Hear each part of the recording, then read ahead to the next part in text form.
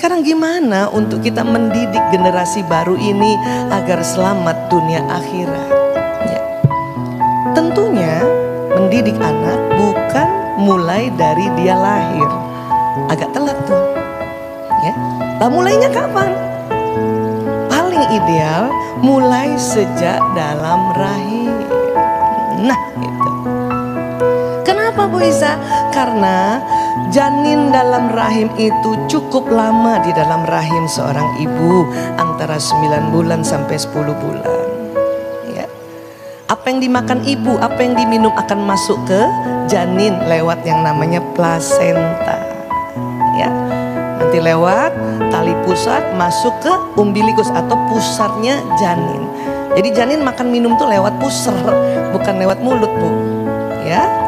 Nah, namun bukan hanya itu, apa yang dilihat oleh ibu, apa yang didengarkan oleh ibu, apa yang diucapkan oleh ibu, apa yang dilakukan oleh ibu, pesannya masuk lewat mana? Sistem saraf ibu, ya, dan terekam di otak janin. Karena otak, usia janin 2 pekan di dalam rahim, otak sudah terbentuk dan mulai bekerja dan mulai merekam. Nah ini, itulah makanya ibu pernah dengar nggak waktu ibu hamil, orang tua kita dulu bilang, hati-hati, jangan sembarangan ngomong, jangan sembarangan lihat. Ya, memang bapak ibunya ya turunan kulit putih, maaf, tetangganya maaf, ada yang sawo mateng banget,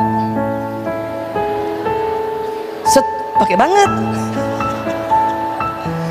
Tetangga lewat pulang pergi kerja, nih ibu hamil duduk di serambi, ada aja tuh diucap tuh. Sering begitu kan? Makanya orang tua kita bilang hati-hati nyebut, hati-hati nyebut. Ya. Terus kalau kita salah nyebut, ibu-ibu ngomong apa? Ih, amit-amit cabang bayi gitu ya. Sebetulnya kurang pas itu amit-amit cabang bayi, apa artinya itu? Tapi kok lucu, se-Indonesia sama itu. Yang betul adalah buat kita orang Islam, pada saat kita salah ngomong itu di-delete-nya, dihapusnya dengan istighfar. Kok bisa salah ngomong? Harus jangan ngomong dong Bu Isa. Ya maklum lah, kita kan namanya juga perempuan ya. Tahu sih nggak boleh ngomong sembarangan.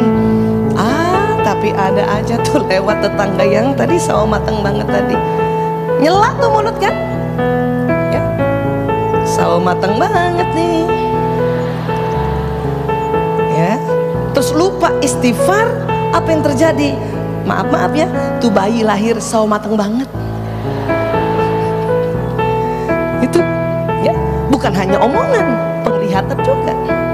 Makanya kita diminta, kalau mau memang anak kita yang lahir, apapun generasinya, dan dia punya kebiasaan baca Quran, maka ibu hamil ya baca Quran. Gitu. Mungkin teman-teman bilang, aduh Bu Isa, terlambat saya tahu ilmu ini. Jadi waktu saya hamil anak saya jarang baca Quran. Tenang Bu, gampang, hamil lagi. Tapi kalau ibu merasa terlambat, tolong nanti sampaikan pada anak kita yang perempuan, atau insya Allah pada mantu yang perempuan, nak, baca Quran nak. Karena apa? Karena apa yang diucapkan ibu, dilihat ibu, terekam di otak janin.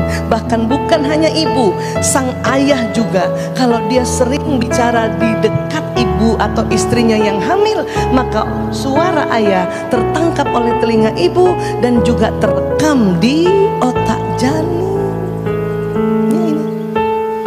Jangan heran, banyak bayi lahir nangis, pas bapaknya datang dia tenang. Karena sudah punya memori suara ayah. Itu terekam. Bahkan seandainya janin ini bukan anak pertama, mungkin dia anak kedua, ketiga, suara kakaknya yang sering ngomong di dekat ibunya yang sedang hamil terekam di otak ini. Ya. Bahkan juga mungkin ya, si ibu hamil, maaf, masih tinggal di orang tua atau masih tinggal di mertua, itu suara yang uti, yang kakung juga sudah terekam.